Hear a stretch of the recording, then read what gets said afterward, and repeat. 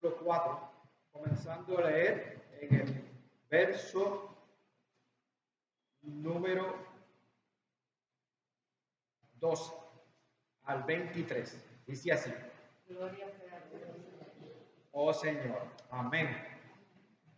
Cuando Jesús oyó que Juan el Bautista estaba preso, volvió a Galilea, y dejando a Nazaret, vino y habitó en Capernaum, ciudad marítima, en la región de Zabulón y Neftalí, para que se cumpliese lo dicho por el profeta Isaías cuando dijo: tierra de Zabulón, tierra de Neftalí, camino del mar, al otro lado del Jordán, Galilea de los gentiles. Pueblo asentado en tinieblas, dio gran luz, y los asentados en la región de sombra de muerte, luz les resplandeció. Entonces, desde entonces comenzó Jesús a predicar, a decir: arrepentidos, porque el reino de los cielos se ha acercado.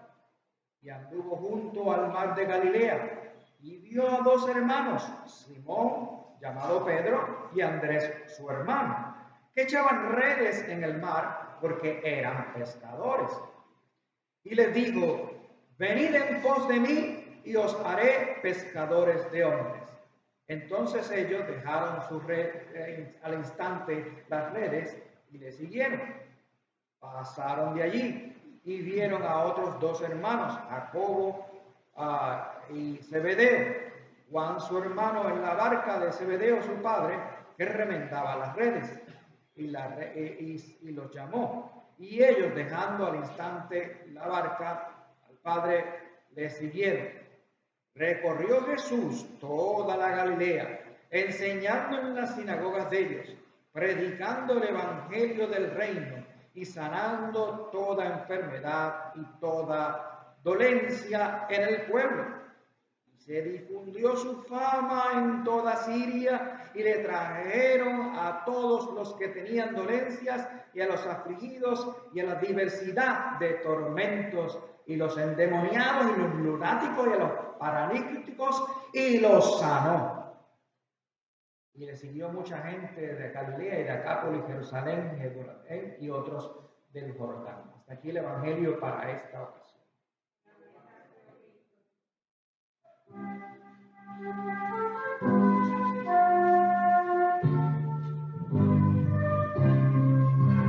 Aleluya, Señora querida, tú tienes palabra de vida.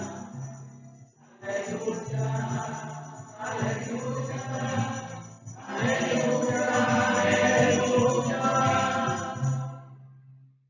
Gracias y paz de Dios y de Jesucristo, nuestro Señor y nuestro Salvador. Amén. Vuélvese a mencionar en esta semana llamado, que en esta ocasión a la luz del Evangelio de Mateo, y se menciona el nombre de Andrés y se menciona el nombre de Pedro. En esta ocasión se identifica, ¿verdad?, como pescadores, y los otros hijos de Zebedeo también, ¿verdad? Y está la respuesta parecida un poco a la que vimos en Juan, que es al instante. Ese llamado de Jesús debe ser bien carismático, ¿verdad? Que al instante responda. Ahí, a veces nosotros respondemos también al instante cuando nos llaman, en algunas ocasiones, otras no. Ahora ese llamado al instante y esa respuesta al instante, lo dejaron todo para seguirle a Jesús. ¿Cómo después se muestra cuando Jesús empieza a proclamarles más o a enseñarles más el reino de Dios, y mucho más allá de la proclamación del reino y sus actos portentosos, cuando después empieza a trabajar el discipulado con ellos, que les dice: el que quiera seguir en pos de mí, niéguese a sí mismo, tome su cruz y sígame. Ahí como que, nosotros dejamos todo para seguir a Jesús, pero ¿qué es esto? Negarse a uno mismo y tomar la cruz. ¿De qué está hablando él? Uy, espérate, y como que pone el refrenillo ahí, ¿verdad? En ese sentido. Así que pues es algo muy interesante. A veces que uno responde y ¿cuánto será como el calor del momento? O lo que nos presta atención, llamamos y allá vamos, y cuando vemos en realidad lo que es, como que uno para y piensa, wow, esto es un compromiso serio, lo que implica, ¿verdad? ¿Cómo responder, ¿verdad? De esa manera. Como Pablo le estaba diciendo aquí a los corintios, no supe saber otra cosa que el Cristo y este crucificado. Ahí está la sabiduría. No es en tanto conocimiento, no es en tantas destrezas, no está en tantas habilidades, o los dones incluso mismos, como el hablar de lengua. Decía, si habla en lengua y nadie profetiza, nadie la interpreta, ¿de qué te sirve? ¿Verdad? Porque el problema era ese, que porque hablaban en lengua, entonces ellos se creían los macaracachinos, ¿verdad? Y él dice, yo prefiero que profeticen, que hablen en lengua. Así que, y si el liderato, en otras palabras, es decir, si el liderato de ustedes no sirve para edificar el cuerpo de Cristo, pues en donde no están haciendo lo que deben hacer. Y aquí pues nos está Mateo entonces trayendo otra vez ese tema, que es el tema, ¿verdad?, de los tres evangelios sinópticos en cuanto al reino de los cielos, arrepentidos, creer en la buena nueva del reino de los cielos. Entonces aquí pues vemos cómo en este evangelio se difunde la fama de Jesús sobre toda la Galilea. Y es interesante la situación de Neftalí y Zabulón, eran al norte, en donde se hablaba de ese norte como la Galilea, la gentil, ¿verdad? Eso quiere decir, ¿verdad?, que en tiempos pasados hubo al momento de Jesús estar entre nosotros, en tiempos pasados habían pasado por los cautiverios. Y en el cautiverio del norte, pues hubo mucha entremezcla entre además de los que se llevaron al cautiverio, hubo entremezcla entre los opresores, entre los grupos opresores y entre el pueblo judío. Ahí, por lo tanto, los del sur pensaban que los del norte eran, sí, judíos, pero medios aguaditos, porque se mezclaron con gente de otras religiones, ¿verdad? Incluso, pues, ustedes saben las discusiones por también los samaritanos, ¿verdad? Que ellos pensaban pues, que los samaritanos pues, no estaban bien, y los samaritanos a su vez también con los judíos, y había toda esta rivalidad o toda esta división, como hablaban en la escuela dominical, también de las divisiones que se daban en Corintio, ¿verdad? Y eso que ahí eran todos, ahí todos eran cristianos, ¿verdad? Pues pasaba con los judíos esto también, había esa situación. Y especialmente los escribas y los fariseos, que habían impuesto entre sí, ¿verdad? Ellos leían la ley, pero sobre la ley ponían más rigurosidades y más reglas y más cosas, y seguían más las reglas que el espíritu de la ley como tal. Y esa era una crítica que le hacía Jesús. Por ejemplo, cuando se hablaba del ayuno, ¿verdad? Ellos ponían hasta un día, el lunes y el jueves son los días de ayuno, ¿verdad? Entonces, pues, en un momento dado los discípulos están comiendo un día, lunes, y entonces pues decía, pues, ¿cómo a tus discípulos que no están siguiendo la ley? Entonces, pues, ¿de qué vale que tú pongas un día, lunes y jueves, y tú lo cumplas como una regla? ¿Se convierte qué? Como en algo del papagayo, o sea, como algo sin sentido, y como, digamos, no, yo hice el ayuno el lunes, yo hice el ayuno el jueves, yo cumplí ya con Dios. No puede ser, no hay espiritualidad así. Si tú vives así como un papagayo, no vives la espiritualidad. ¿De qué te sirve? ¿Cuál es el sentido del ayuno entonces? Entonces, pues vemos, si es ayuno, si es oración, si es lectura de escritura, cómo eso apunta a la vida que Dios quiere que tengamos entre nosotros, para con Él, en la relación a Él, en nuestra relación con Él y en nuestra relación con nuestros prójimos. No es simplemente de poner una regla y con eso ya cumplí, tengo el favor de Dios. No, es como tú vives, cómo es, si haces alguna disciplina, cómo ella apunta hacia la vida de vivir en solidaridad, en misericordia, en armonía con tu hermano, ¿verdad? Pues tú puedes cumplir la ley, pero si no tienes misericordia para con tu hermano, ¿de qué te sirve? Cumplir las reglas, ¿verdad?, que se interponen. Pues entonces los del sur veían a los de Galilea como una gente que estaba, pues, todo no era en realidad judíos, no los consideraban judíos, ¿verdad?, porque eran del norte y como aguaditos, si acaso. Y entonces, pues, Jesús precisamente va a esa región de Neftalí y Zabulón, que en tiempo antes esperaban también la luz de las tinieblas, porque estaban bajo la opresión de un imperio, ¿verdad?, que iban a ser liberados de esa opresión. El Señor los iba a liberar, sacando del medio a aquel imperio que estaba sobre ellos. Así que la luz, en ese sentido, era también era para ellos liberarse de la oscuridad, de la opresión, porque vivían bajo la esclavitud.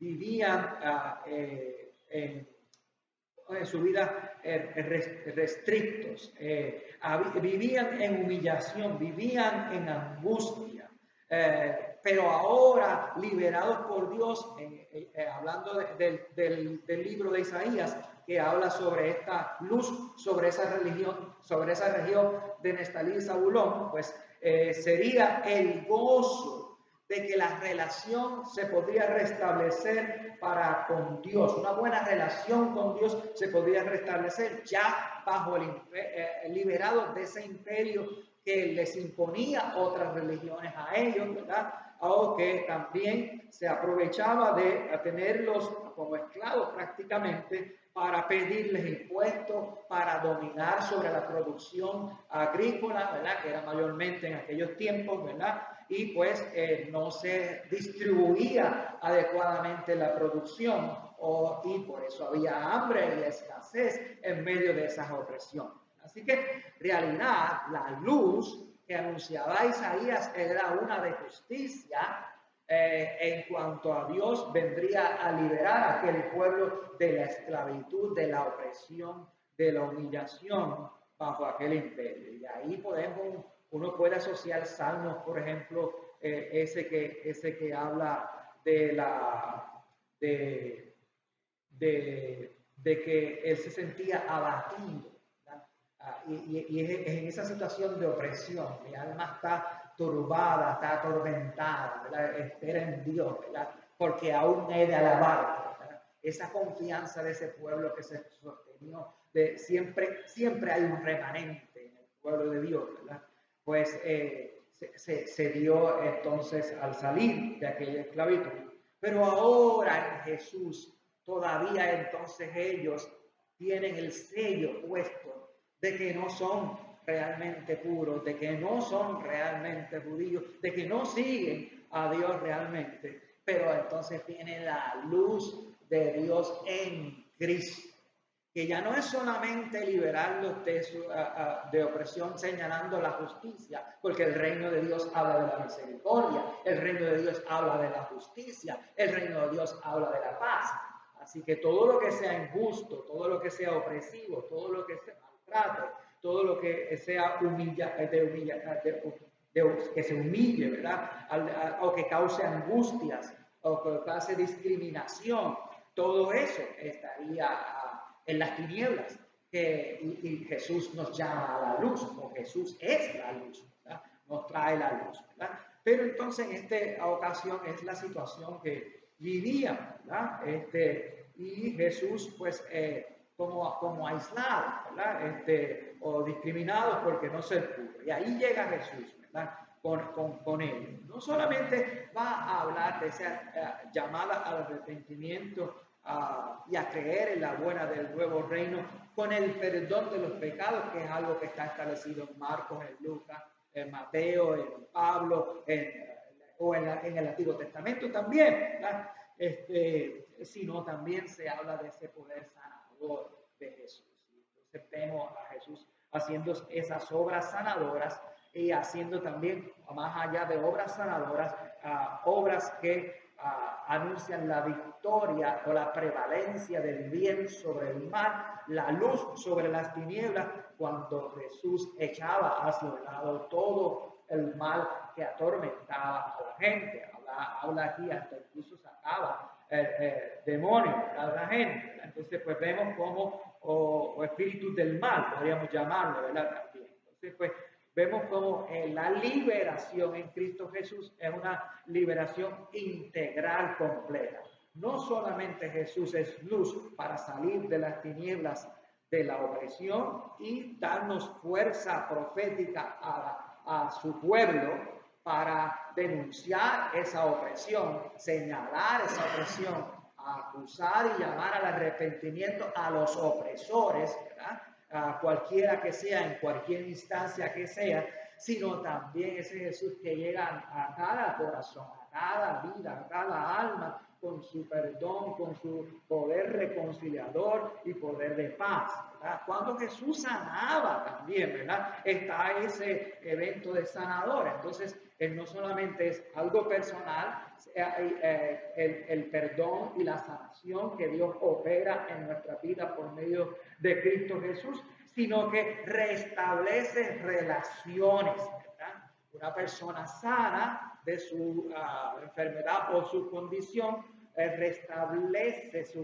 restablecer mejor sus relaciones con su familia, puede tener mejores propósitos, puede dedicarse, mejores dedicaciones, ¿verdad? Unos con los otros. Y especialmente esa reconciliación con Dios, que también significa reconciliación con la familia, también los puede ayudar a vivir el propósito de Dios o la misión de Dios, o ser el sacerdocio universal de todo. Y vemos cómo se difunde la fama por toda Galilea por aquel que había liberado, aquello que no hacían las autoridades acá en Judá, porque aquellos son ya pecadores, aquellos ya están perdidos, nosotros no vamos más para allá, ¿verdad? Jesús le dice, no, a esos son los que hay que ir, ¿verdad? Y muchas veces los confronta y le dice, bueno, médico, cúrate a ti mismo. Dice, ¿ustedes creen que ustedes no tienen enfermedad? Y Jesús lo dice como que hay médico, cúrate a ti mismo, como dice porque ellos piensan que ellos son los doctores y que no tenemos ninguna enfermedad. La enfermedad la tienen los otros, ¿verdad?